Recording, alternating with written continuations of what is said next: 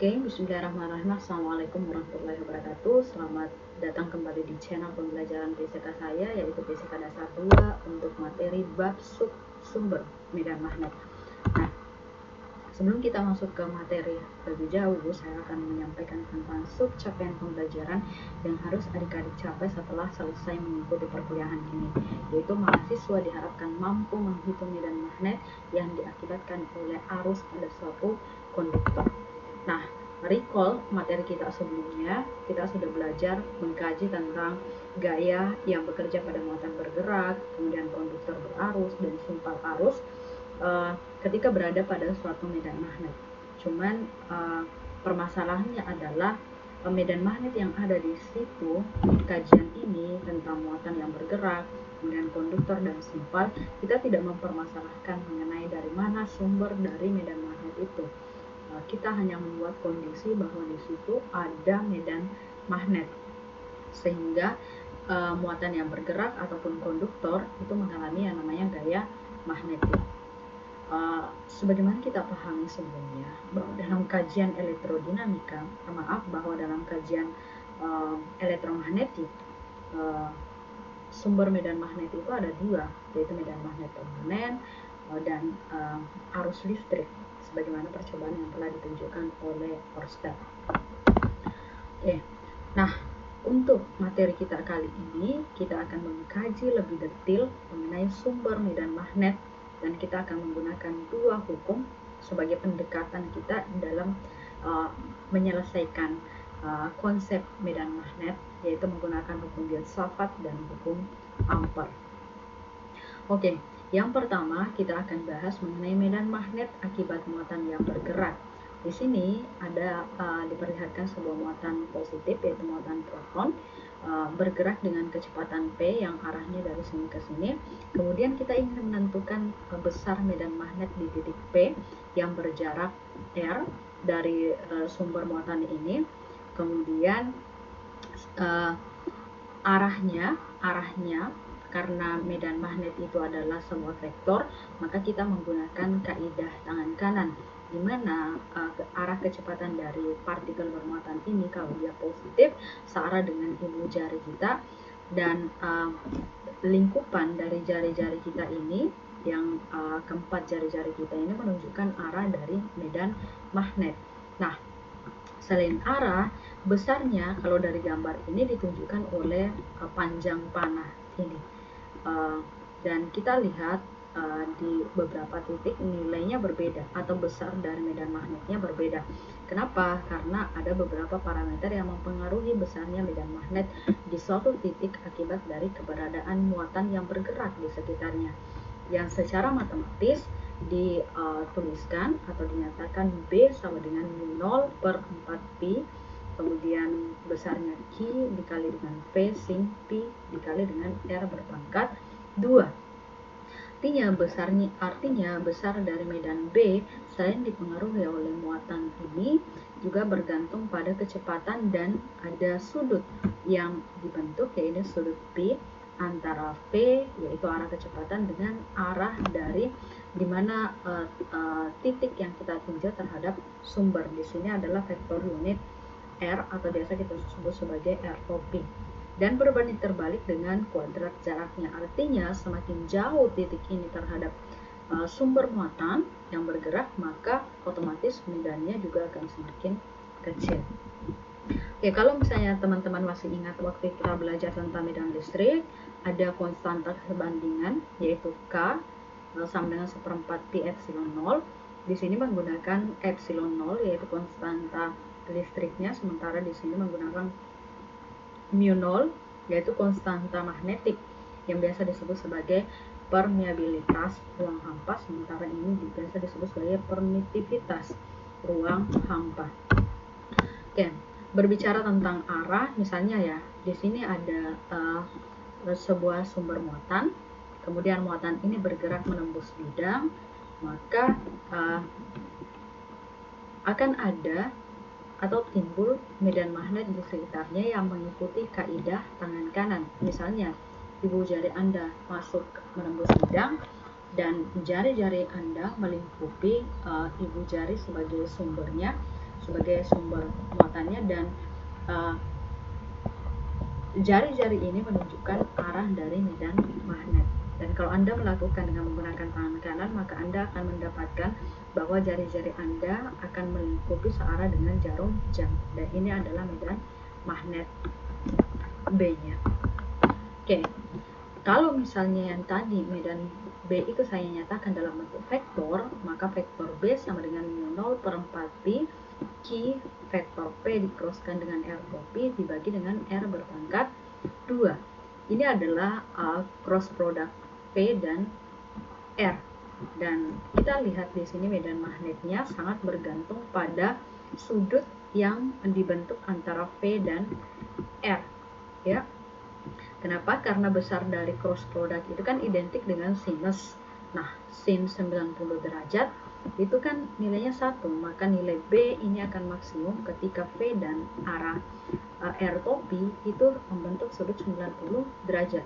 Kemudian ini bernilai 0 di titik ini, yaitu ketika R dan V-nya ini sejajar membentuk sudut 0, maka sin 0 hasil besar dari cross product ini itu tentu hasilnya adalah 0. Dan ketika dia berlawanan arah juga sin 180 derajat itu adalah 0. Nah, akhirnya besar atau panjang panah ini berbeda di setiap titik. Oke, supaya kita nggak salah mendefinisikan, maka kita perlu tahu besaran-besaran yang ada di sini. Mu0 per 4pi yaitu konstanta persebandingan, di mana mu0 ini adalah 4pi kali 10 pangkat min 7 Tesla meter per ampere, atau biasa disebut sebagai konstanta magnetik atau permeabilitas ruang hampa. R topi ini adalah arah dari titik sumber ke titik medan yang kita tinjau. Jadi titik sumber ke titik medan, ini adalah arahnya. Kemudian R-nya itu adalah jarak antara Q dan titik yang kita tinjau. Muatannya satuannya kolom, kemudian kecepatan muatan ini dia adalah vektor, satunya adalah meter per sekon. Kemudian B ini adalah medan yang diakibatkan oleh muatan yang bergerak dengan kecepatan konstan dalam satuan Tesla atau Weber per meter pangkat 2. Di sini saya garis bawahi kita mempelajari pada fisika dasar ini, yaitu muatannya bergerak dengan kecepatan konstan. Karena ini kita melakukan pembahasan masih dalam hal yang sederhana, dan ketika muatannya dipercepat ini akan menjadi lebih kompleks. Oke, sebagai contoh ya, ada 2 proton bergerak paralel dengan sumbu X dalam arah yang berlawanan seperti gambar dengan laju yang sama dan kecepatannya lebih kecil daripada kecepatan cahaya. Nah, pertanyaannya adalah carilah gaya listrik dan gaya magnet pada proton di sebelah atas. Jadi kita mau mencari berapa sih gaya magnet dan gaya listrik yang diakibatkan oleh proton yang ada di bawah. Oke. Nah, kalau untuk mencari gaya listrik, kita kan kenal hukum Coulomb untuk muatan ya, yaitu Fs sama dengan 1/4pi epsilon 0 Q berpangkat 2 per R berpangkat 2. Q di sini karena muatannya sama, yaitu proton-proton, berarti kan Q1 Q2-nya sama, berarti menjadi Q berpangkat 2. Nah, gaya yang dialami oleh proton pada bagian atas, arahnya juga ke atas, yaitu ke sumbu Y positif, karena interaksi yang terjadi adalah interaksi tolak-menolak. Waktu kita belajar tentang 2 buah muatan, kalau positif-positif berarti kan terjadi interaksi berupa tolak-menolak. Ketika dia positif-negatif, maka interaksinya adalah tarik-menarik. Kasus di sini itu positif-positif, maka interaksi yang terjadi otomatis tolak-menolak. Dengan tolak-menolak seperti itu, maka gaya listrik yang dialami oleh muatan satu, muatan atas akibat muatan yang ada di bawah, yaitu arahnya ke atas. Paham ya? Selanjutnya, untuk mencari gaya magnet yang dialami oleh muatan pada bagian atas, maka terlebih dahulu kita harus mencari medan magnet B akibat muatan di bawah dengan menggunakan kaidah tangan kanan. Kamu bisa mencoba, atau adik-adik bisa mencoba sendiri muatan di bawah, mengilustrasikan muatan di bawah dengan kaidah tangan kanan kita, di mana V mengarah ke kanan, kemudian ada arah jari-jari kita kalau kita letakkan di muatan Q, kemudian meletakkan di muatan yang ada di atas, maka terlihat bahwa jari-jari kita itu akan mengarah keluar, ya.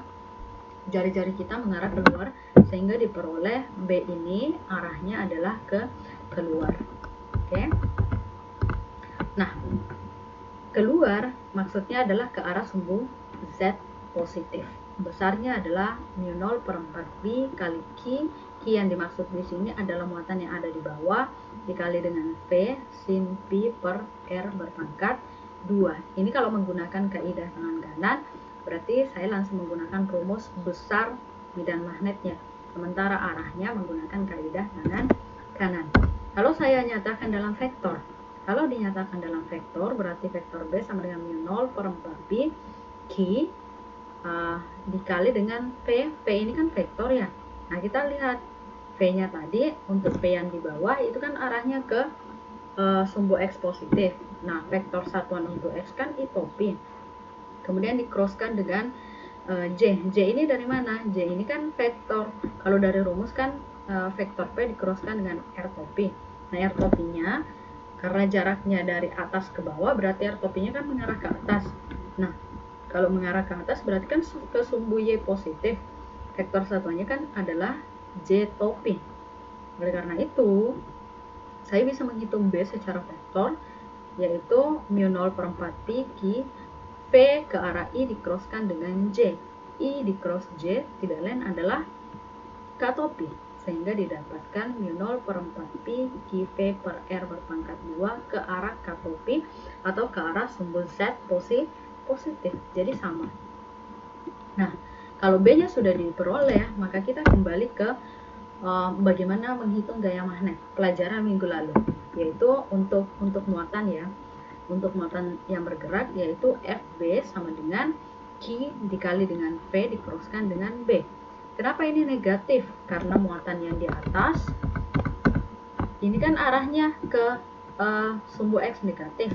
Makanya kita ambil yang ke arah sumbu X negatif dengan vektor satuannya adalah I topi, tapi di sini negatif. Kemudian B-nya kita gunakan di sini. B yang ditimbulkan oleh muatan di bawah yaitu mu 0 Q V per 4 pi R berpangkat 2 ke arah K. Nah, I di-crosskan dengan K, kalau adik-adik ingat kembali tentang aturan vektor, itu adalah min J. Nah, min J dikali dengan minus, berarti kan menjadi positif, sehingga didapat vektor FB pada muatan di atas itu tidak lain adalah mu 0/4 pi dikali Q berpangkat 2 P berpangkat 2 per R berpangkat 2 ke arah J atau ke arah sumbu Y positif. Oke. Sekarang, bagaimana dengan medan magnet akibat elemen arus? Kalau misalnya tadi untuk muatan, kita tahu B sama dengan mu 0/4 pi, ini adalah Q, muatan dikali V sin pi per R berpangkat 2. Nah, kalau dia berupa elemen arus, berarti kan bagian kecil yang kita tinjau dari suatu penghantar. Oh, ternyata elemen arus panjangnya DL, maka hal yang perlu kita ingat ini juga masih mirip dengan waktu kita belajar tentang gaya magnet yang dialami oleh penghantar berarus dalam medan magnet.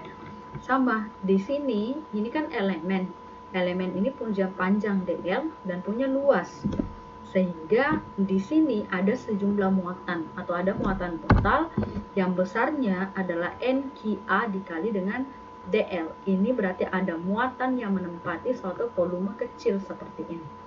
Oke, dengan proses yang sama atau rumus yang sama seperti ini, hanya kita mengganti Q dengan DQ, maka akan didapat persamaan mu 0/4 pi NQ V A DL sin pi per R berpangkat 2. Nah, ini ada yang nanti akan berubah di sini, yaitu NQ V kali A itu tidak lain adalah I. Ya, itu tidak lain adalah I. Sesuai dengan definisi arus listrik ya. Sehingga dB sama dengan mu 0/4 pi dikali I dikali DL kali sin pi per R berpangkat 2. Mendapatkan I ini sebenarnya sudah ada di video saya sebelumnya, jadi bisa dilihat di sana di pembelajaran minggu lalu, jadi nggak usah saya turunkan lagi. Nah, persamaan ini yang kita kenal dengan konsep hukum filsafat, yaitu sebuah kawat yang apabila dialiri oleh arus listrik akan menghasilkan medan magnet yang garis-garis gayanya berupa lingkaran-lingkaran yang berada di sekitar kawat tersebut. Arah dari garis gaya magnetik ditentukan dengan kaidah tangan kanan yang tadi ya, yang menggunakan ibu jari adalah arah arus, jari-jari kita adalah arah medan magnetnya. Kalau saya nyatakan dalam bentuk vektor, berarti vektor dB sama dengan mu0 per 4pi kali I dl, vektor dl dikroskan dengan r topi per r berpangkat 2. Untuk menghitung B-nya, berarti ini diselesaikan secara integrasi atau dengan cara mengintegralkan.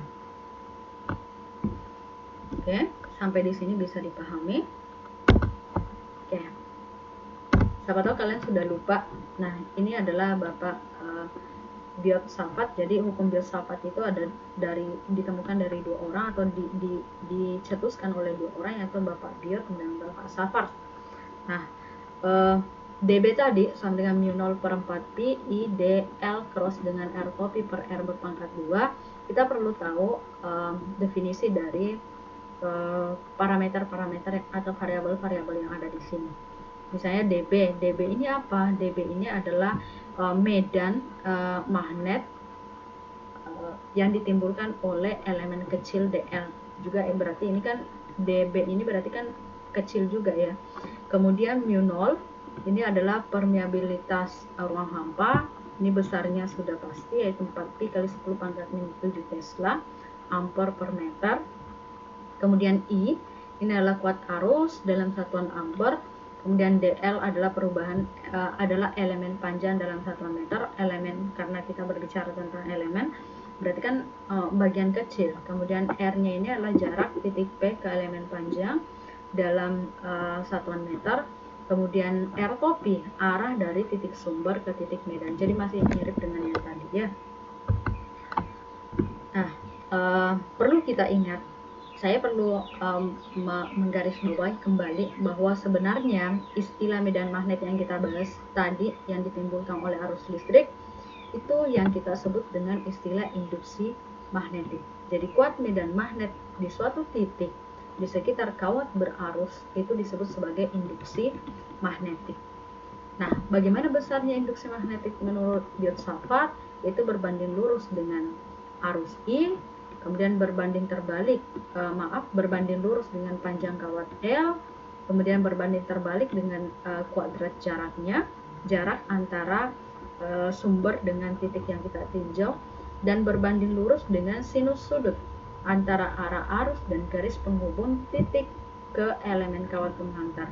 Jadi orientasi dl dan r ini kan ada V, si ini sudut ya, dan ini berbanding lurus terhadap sinusnya. Berarti kalau sinnya masih mendekati 90 derajat atau sampai 90 derajat, maka nanti akan didapat medan magnet maksimum. Tapi kalau misalnya sin sudutnya 0, sudutnya 180, maka sama-sama akan mendapatkan medan magnet yang 0 di titik tersebut.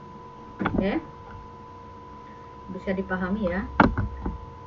Nah, kita masuk ke contoh soal supaya paham ya maksudnya. Misalnya, seutas kawat tembaga mengangkut sebuah arus tunak atau konstan sebesar 125 ampere ke sebuah tangki electroplating.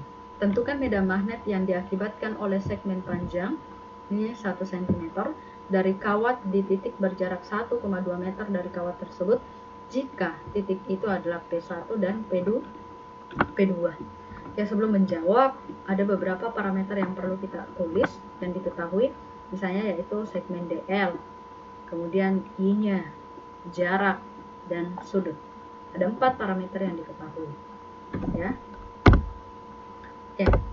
Untuk menyelesaikan, saya pilih salah satu aja ya. Di sini saya menggunakan kaidah vektor atau aturan vektor, yaitu rumusnya mu0 per 4pi I dikali vektor dl dikroskan dengan r topi per r berpangkat 2. Kita lihat elemen dl-nya itu kan ke arah X negatif, berarti kan min I, kemudian jaraknya kan dari bawah ke atas, berarti arah vektor R topinya itu kan berarti ke atas. Nah, ke atas sumbu Y, berarti unit vektornya adalah J topi. Kemudian kalau saya crosskan sesuai dengan aturan vektor, maka min I dicrosskan dengan J, min I dicrosskan dengan J, berarti kan min K, karena I cross J K, tetapi kalau ini minus, berarti kan minus K, sehingga didapatkan vektor B sama dengan min mu0 per 4pi I dl per R berpangkat 2 ke arah K negatif. Nah, tinggal saya masukkan mu0 itu kan 4pi kali 10 pangkat min 7, di bawah juga ada pi, berarti kan saling menghilangkan. Nah, I-nya itu 125 ampere, kemudian elemen dl-nya ini kan 1 kali 10 pangkat min 2 meter, tadi kan cuman 1 cm, tapi kalau saya jadikan meter berarti 10 pangkat min 2 dibagi dengan jaraknya yaitu 1,2 meter berpangkat 2. Kalau saya kalkulasi hasilnya kurang lebih besarnya medan magnet jadi titik P1 yaitu 8,7 kali 10 pangkat min 8 Tesla ke arah K negatif atau masuk ke dalam bidang.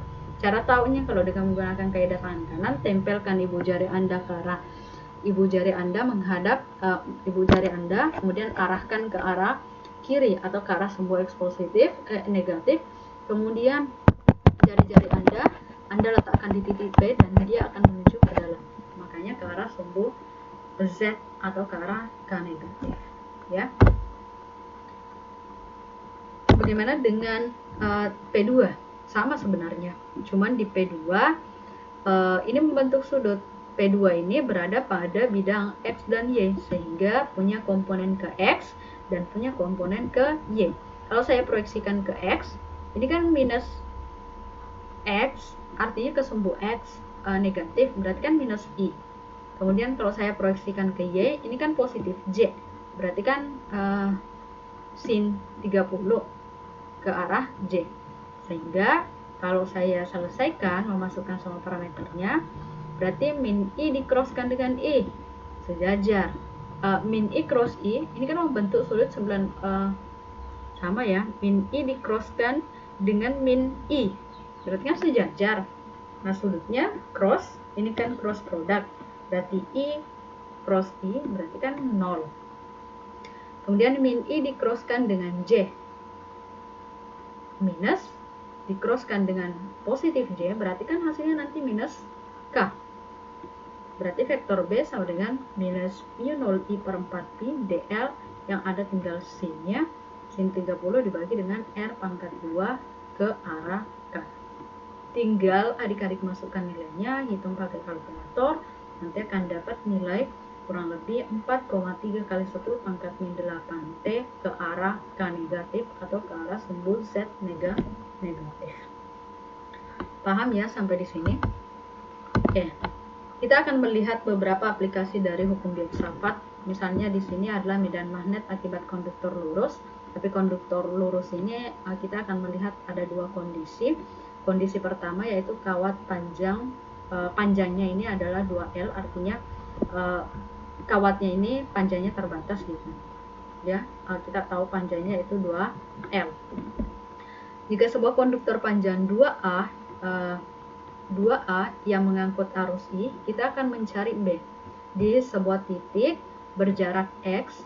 Kita akan menghitung di sini titik ini pada garis bagi yang tegak lurus. Jadi pada garis bagi yang tegak lurus dengan konduktor ini maksudnya. Nah, untuk menyelesaikan ini atau menurunkan besarnya medan magnet, untuk menghitung besarnya medan magnet di sini, maka kita menggunakan hukum Biot-Savart dengan mencari elemen dB yang ditimbulkan oleh elemen dl ini.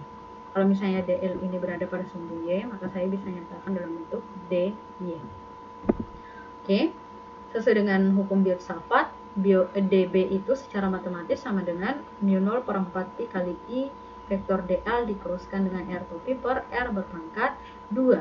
Kalau saya mau mencari besarnya, berarti kan mu0 per 4pi I dl kali sin Pi dikali dengan R berpangkat 2. Ini adalah jarak, ini adalah sudut antara DL dengan vektor R topi, dengan R topinya.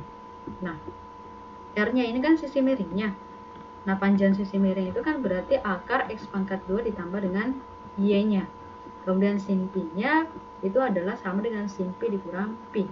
Sin itu kan berarti sisi depan sudut dibagi dengan sisi miring. Depan sudutnya X, sisi miringnya adalah X pangkat 2 ditambah dengan Y berpangkat 2. Kalau saya masukkan ke persamaan ini, maka maka saya akan dapatkan B sama dengan mu 0 I per 4 Pi. Batasnya, maaf, di sini adalah dari min A, terbalik ya, dari min A ke A. Kemudian sinnya saya ganti menjadi X dibagi dengan X pangkat 2 ditambah Y berpangkat 2. Kenapa di sini menjadi 3 berpangkat 2? Karena satunya ini R berpangkat 2 itu dapatnya X pangkat 2 ditambah Y berpangkat 2. Terus ditambah dikali lagi dengan akar X pangkat 2 ditambah Y berpangkat 2. Sehingga kalau saya jumlahkan, hasilnya adalah akar X pangkat 2 ditambah Y berpangkat 2 berpangkat 3 per 2. Nah, di sini saya tidak akan menurunkan karena akan terlalu panjang kalau misalnya mau diturunkan. Tapi kalau adik-adik mau belajar menurunkan, silahkan. Boleh diturunkan dengan melakukan substitusi trigonometri atau dengan melihat tabel integral. Intinya hasil yang didapat dari proses integrasi ini yaitu besar atau kuat medan magnet di titik P ini akibat dari konduktor yang panjangnya 2A atau panjangnya terbatas adalah mu 0 per I dibagi dengan 4 Pi dikali dengan 2A per akar per X akar X pangkat 2 ditambah dengan A berpangkat 2. Oke ya. Ini berlaku untuk kawat panjang 2A. Tapi kalau misalnya kawat panjangnya tak terbatas, ini nggak berlaku.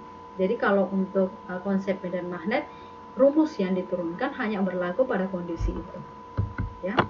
Nah, kalau kondisi kawatnya sangat panjang atau tidak berhingga, yaitu misalnya jika A jauh lebih besar dari X, maka X pangkat 2 ditambah A berpangkat 2 secara aproksimasi itu sama dengan A. Sehingga dari persamaan ini, yaitu mu 0 I per 4 Pi 2A per X akar X pangkat 2 ditambah A pangkat 2, kalau ini secara aproksimasi nilainya A, berarti tinggal apa? Yaitu B sama dengan mu 0 I per 2 px. X ini bisa diganti-ganti ya. Intinya yang menunjukkan jarak titik yang kita tinjau terhadap sumber ya di sini. Oke. Medan magnet di sekitar konduktor lurus panjang, garis medannya itu kan berupa lingkaran dengan arah ditentukan oleh kaidah tangan kanan. Misalnya kalau ini berbentuk ini adalah arah dari ujung jari kita, kalau dia berada dalam bidang, maka ada bagian yang di bagian sini atau titik sini itu akan masuk, ya arahnya akan masuk ke bidang, sementara setelah melingkar, kemudian di titik ini dia arahnya akan keluar bidang. Makanya di sini ada silang, ada titik. Artinya arah medannya ada yang masuk ke bidang, kemudian ada yang keluar dari bidang. Oke. Contoh supaya mudah dipahami ya. Misalnya di sini ada sebuah konduktor panjang membawa arus 1 ampere. Ditanyakan di jarak berapakah terhadap sumbu sebuah titik dengan medan magnet B sama dengan 0,5 kali 10 pangkat min 4T. Jadi yang ditanyakan adalah jaraknya terhadap sumbu itu, terhadap sumber arus ini. Berarti kalau ini adalah konduktor panjang, tinggal masukkan ke persamaan ini. Kalau yang tadi menggunakan R ya, tapi sama aja, tinggal masukkan ke sini. B sama dengan mu 0 I per 2 px. Kalau jaraknya yang ditanyakan berarti kan X sama dengan mu 0 I per 2 pi dikali dengan B. Tinggal Anda masukkan besaran-besaran yang diketahui, yaitu mu 0-nya sudah ketetapan, kemudian I-nya 1 ampere, kemudian 2 pi, pi-nya kan 3,14, kemudian dikali 0,5 kali 10 pangkat min 4 Tesla. Kalau saya kalkulator, hasilnya 4 kali 10 pangkat min 3 meter, atau sama dengan 4 mm. Paham ya? Nah, kondisi selanjutnya yaitu medan magnet akibat dua konduktor lurus. Di sini ya, ada dua konduktor, tetapi dua kawat paralel ini sangat panjang tegak lurus terhadap bidang X. Ini adalah sumbu Y, ini adalah X, dan membentuk bidang XY yang masing-masing mengangkut arus dengan arah berlawanan. Ini ya, kalau ini arah arusnya masuk ke bidang, sementara ini arah arusnya keluar bidang, ya. Tanda titik. Pertanyaannya adalah tentukan besar dan arah medan magnet di titik P1, P2, dan P3. P1, P2, dan P3 akibat dari konduktor 1 dan konduktor 2. Nah, berarti kan kita tinjau dulu di titik P1, itu berarti kan ada dua medan yang timbul, yaitu medan yang ditimbulkan oleh kawat 1 dan medan yang ditimbulkan oleh kawat 2. Cara menentukan arahnya, ini boleh menggunakan kaidah tangan kanan ya. Kalau misalnya kita lihat di kawat 1, itu kan I-nya keluar, berarti ibu jari saya keluar, jari-jari saya kalau di titik P itu turun dulu, berarti arahnya kan ke bawah. Iya. Kemudian kalau misalnya saya lihat kawat 2, ibu jari saya masuk ke dalam karena masuk ke bidang.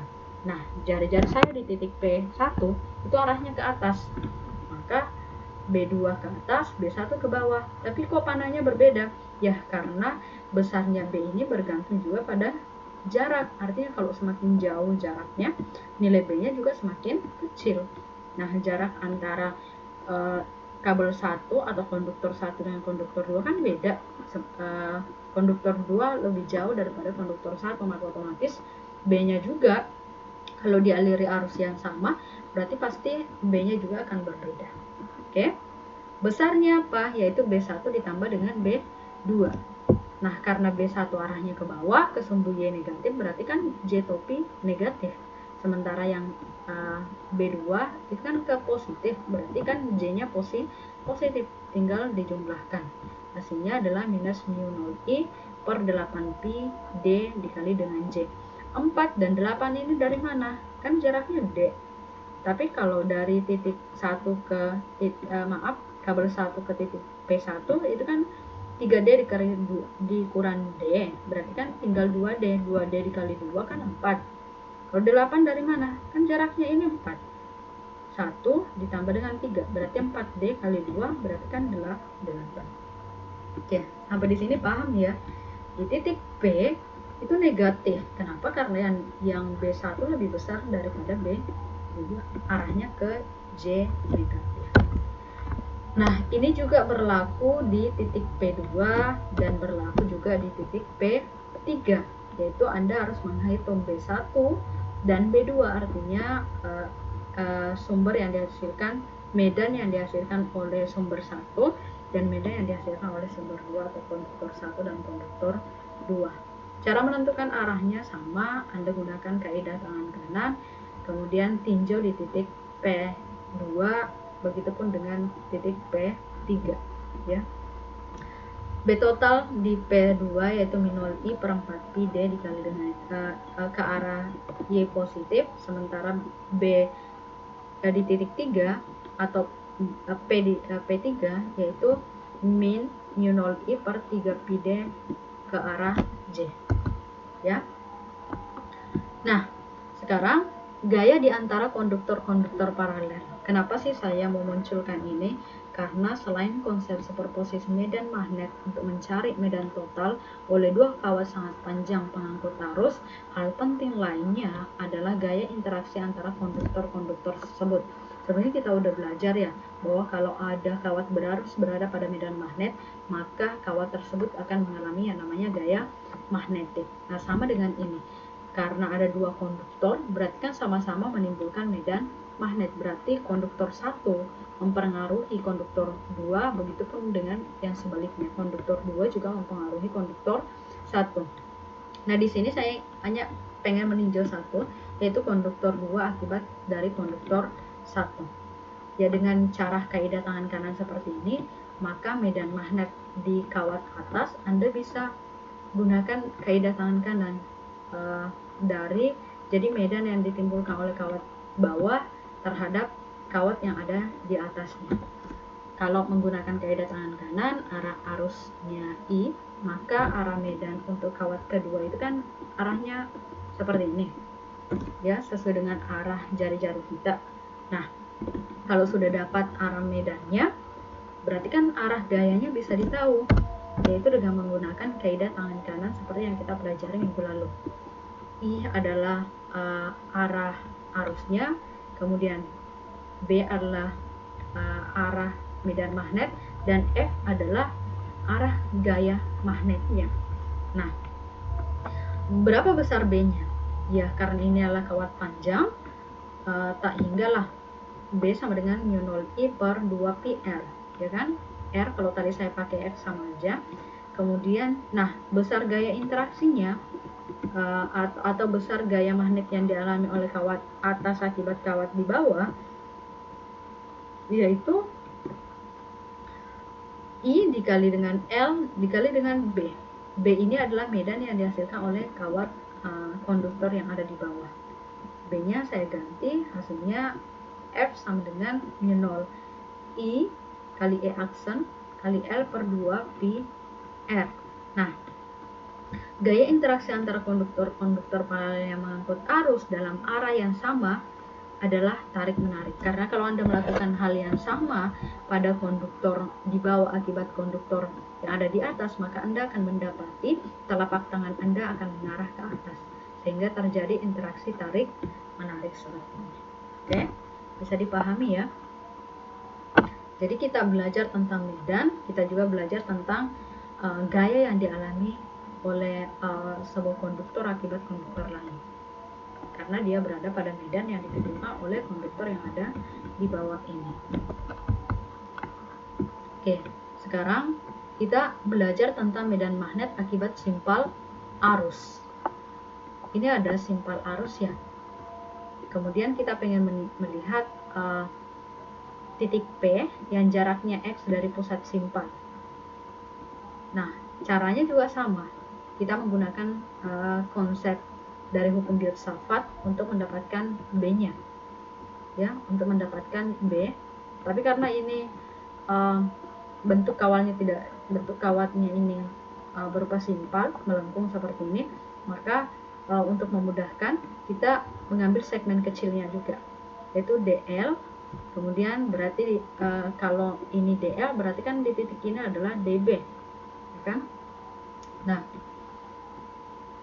antara DL dan R2P ini saling tegak lurus, sehingga hasil cross product antara DL dan R2P itu tidak lain adalah DL, karena sudutnya 90 derajat, sehingga yang tersisa adalah DL. Kemudian R berpangkat 2-nya. R berpangkat 2 ini kan jaraknya ya terhadap segmen ini, terhadap titik yang kita tinjau, itu adalah R, jaraknya. Jarak ini adalah sisi miring Pitagoras. Berarti kan X pangkat 2 ditambah dengan A berpangkat 2. Mendapatkan R kan akar, tapi ini kuadrat, berarti kan akarnya hilang. Oke, sekarang ini karena berada pada bidang X dan Y, akhirnya punya komponen ke X, juga punya komponen ke Y. Oke, kalau komponen ke X berarti kan dB cos. Kalau komponen ke Y berarti kan dB sin. Cos theta itu kan sudut apit, sisi yang mengapit sudut dibagi dengan sisi miring. Di sini A per sisi miringnya. Kemudian kalau sin kan berarti sisi depan sudut dibagi dengan sisi miring, yaitu X per X pangkat 2 ditambah A pangkat 2. Ini 1/2 artinya akar ya. Oke. Kemudian kita akan melanjutkan analisis di komponen B-nya, BX-nya. Kenapa? Karena kalau ada segmen lain di sini saya ambil, berarti kan pengaruhnya ini kan juga berada pada bidang. Kalau misalnya saya mengambil segmen seperti yang ada di atas, berarti kan untuk titik ini dia akan mempunyai pengaruh ke arah sumbu Y dan sumbu X. Tapi sumbu Y yang dihasilkan di sini kan ke bawah, ini ke X juga. Berarti kan Y untuk komponen Y kan saling menghilangkan. Oke, sekarang kita melanjutkan untuk BX-nya. Bx-nya kalau saya melakukan proses integrasi, yaitu mu 0 I per 4pi, kemudian A dl per X pangkat 2 ditambah A berpangkat 2 berpangkat 3 per 2. Ini kalau misalnya yang di bawah tadi kita kalikan ya. Cara mendapatkan ini, ingat kembali tentang pelajaran matematika kita. Mu 0, kemudian IA per 4pi X pangkat 2 ditambah A pangkat 2 berpangkat 3 per 2, integral dl-nya.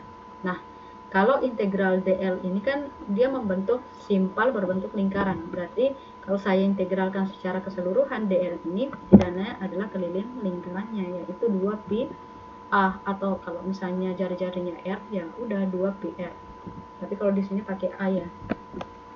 Nah, sehingga didapatkan kalau saya masukkan ke sini, berarti yang diperoleh adalah mu 0 I A pangkat 2 dibagi dengan 2 kali X pangkat 2 ditambah A pangkat 2 berpangkat 3 per 2. Ini untuk simpal tunggal. Tapi kalau ada N simpal di titik yang sama, berarti tinggal kita kalikan dengan N. Yang menjadi hal baru adalah ketika titik itu saya simpan di pusat lingkaran. Asumsinya berarti kan nggak ada jarak X lagi. Berarti kalau nggak ada jarak X, tersisa adalah A.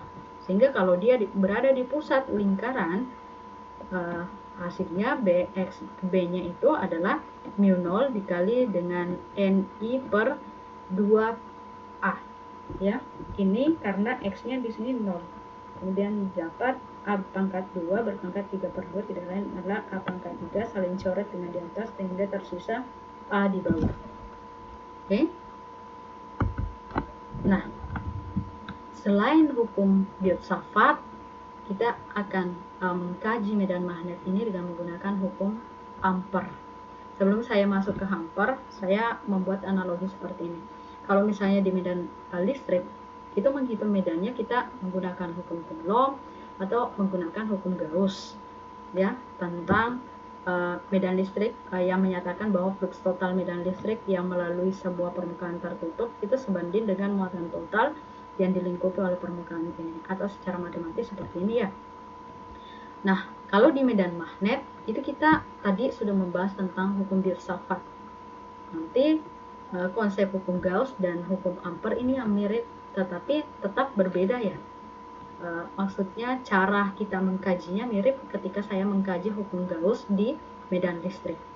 Tapi kalau untuk magnet kita menggunakan hukum Ampere. Kenapa seperti itu? Karena hukum Gauss untuk medan magnetik menyatakan bahwa flux medan magnet total yang melalui sembarang permukaan tertutup itu selalu sama dengan 0. Berarti kan nggak bisa diselesaikan. B-nya nanti kalau pakai ini pasti selalu dapat 0. Makanya kita nggak menggunakan hukum Gauss. Oke. Nah, karena hukum Gauss tidak bisa digunakan, maka kita menggunakan hukum Ampere. Di sini kita tidak menggunakan flux magnet, tetapi kita menggunakan integral garis. Ya, untuk memahami kita ingat kembali ilustrasi ini ya. Misalnya percobaan di sekitar kawat berarus, ketika I-nya 0, kompas ini kan orientasinya sama ya. Tapi ketika I-nya ada, ternyata dia membentuk lingkaran. Jadi orientasi dari kompas ini seperti membentuk lingkaran. Oleh karena itu, kemudian garis-garis medan magnet ini kita representasikan dengan garis-garis lingkaran yang melingkupi sumber arus atau yang melingkupi konduktor ini. Nah, untuk menyelesaikannya atau menurunkan konsep dari hukum Ampere ini secara matematis, kita mengambil segmen kecil dari lingkaran atau permukaan tertutup ini sebagai DL dan arahnya menyinggung lingkaran ini. Kemudian kita juga menghitung medan magnet di titik pada suatu lingkaran yang arahnya juga sama dengan segmen DL ini. Sehingga kalau misalnya dot produk dari dua buah vektor searah, berarti kan nanti hasilnya kalau dot produk, kalau misalnya teman-teman masih ingat waktu belajar, adik-adik masih ingat waktu belajar vektor, vektor B didotkan dengan vektor dl, berarti kan B dl cos theta. Kalau cos theta karena sejajar sama dengan 0, cos theta-nya 0, berarti kan cos theta 0 sama dengan 1, sehingga diperoleh BDL. Nah, integral BDL berarti kan integral tertutup dari vektor B didotkan dengan dl sama dengan integral tutup BDL. Tapi karena B-nya konstan di sepanjang lintasan tertutup ini, sehingga dikeluarkan dari integral. Sehingga yang ada dalam integral adalah dl. Nah, matematika, penyederhanaan matematika kita supaya memudahkan kita untuk menyelesaikan, maka dl ini langsung diintegralkan secara keseluruhan dalam bentuk lingkaran, ya. Jadi medan lintasan tertutup ini secara keseluruhan membentuk lingkaran kelilingnya kan 2πr. Nah, medan magnet yang kita dapat dalam Biot-Savart tadi, dari hukum Biot-Savart tadi, untuk kawat berarus panjang kan mu0I per 2πr atau 2πx. Nah, ini kan bisa saling coret, sehingga didapatkan integral tertutup B dl itu sama dengan mu0 dikali dengan I. I yang dimaksud di sini adalah I enclosed. I yang terlingkupi oleh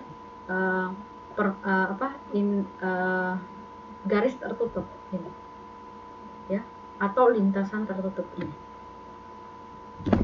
Dan inilah yang kita sebut sebagai hukum Ampere, yang secara matematis integral tertutup B dot dl sama dengan mu0 dikali dengan I enclosed. Atau hukum Ampere menyatakan bahwa hasil kali antara medan magnet dengan elemen lintasan sepanjang lintasan tertutup itu sebanding dengan arus listrik neto yang dicakupi oleh lintasan tersebut dikali dengan mu0. Ya, ini adalah hukum Ampere.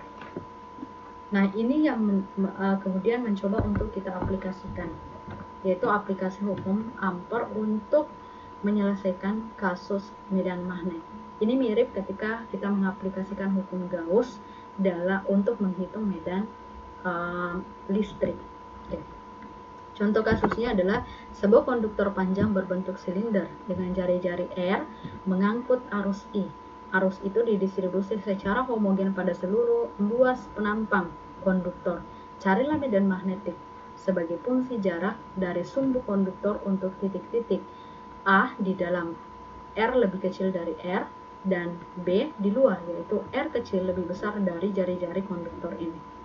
Caranya, ingat kembali ya, waktu kita belajar tentang hukum Gauss untuk medan listrik.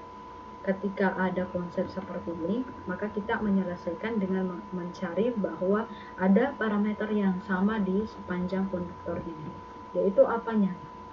Yaitu rapat arusnya. Atau kalau muatan, dulu waktu kita belajar tentang muatan, yaitu rapat muatan. Nah, rapat arus itu kan I per A. Kalau yang kita tinjau adalah yang enclosed-nya atau yang terlingkupi, berarti kan I enclosed dibagi dengan A enclosed ini. I enclosed berarti kan I per A dikali dengan A enclosed. I ini, kemudian A-nya sama dengan Pi dikali R pangkat 2, ya kan? Pi kali R pangkat 2, kemudian yang enclosed ini lingkaran yang lebih kecil daripada jari-jari konduktor itu adalah Pi R pangkat 2, sehingga I enclosed-nya itu tidak lain adalah I dikali R kecil pangkat 2 dibagi dengan R besar pangkat 2. Kalau ini saya masukkan ke hukum Ampere, maka saya akan dapatkan, ini kan kalau saya selesaikan integral adalah B dikali dengan dl, ya kan? Ini kan vektor, saya selesaikan secara vektor karena selalu sejajar atau bersinggungan antara B dan dl-nya terhadap lingkaran ini. Artinya kan sejajar ya, berarti kan cos 0 itu kan 1, berarti tinggal B dikali dengan dl. Kalau saya integralkan secara keseluruhan dl ini, karena membentuk lingkaran, berarti kan 2πr. Ini adalah permukaan ampernya. Ini permukaan Ampere. Kalau dulu kan permukaan Gauss, ya ini permukaan Ampernya.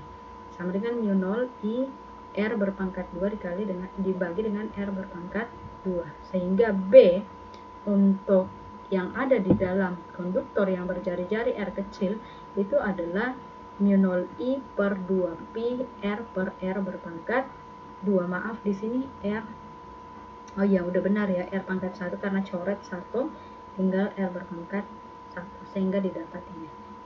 Nah, bagaimana untuk medan magnet di luar, bukan di dalam ya, di luar konduktor? Artinya kan jari-jari R kecil ini lebih besar daripada R besar. Nah, karena kalau saya langsung gunakan hukum Ampere, I di sini kan terlingkupi semua ya. Berarti kan nggak usah cari I enclose-nya, karena I-nya yang dilingkupi itu adalah I secara keseluruhan. Berarti tinggal ini diselesaikan. B dl-nya, dl-nya juga adalah 2pi R, sehingga saya dapat B-nya. B sama dengan mu0I dibagi dengan 2pi R. Ini untuk lingkaran yang lebih besar. Oke. Dari sini sebenarnya adik-adik bisa melihat bahwa dengan hal yang agak kompleks seperti ini, matematika kita menjadi lebih, penyelesaian kita secara matematika dengan hukum Ampere menjadi lebih sederhana. Ya. Oke.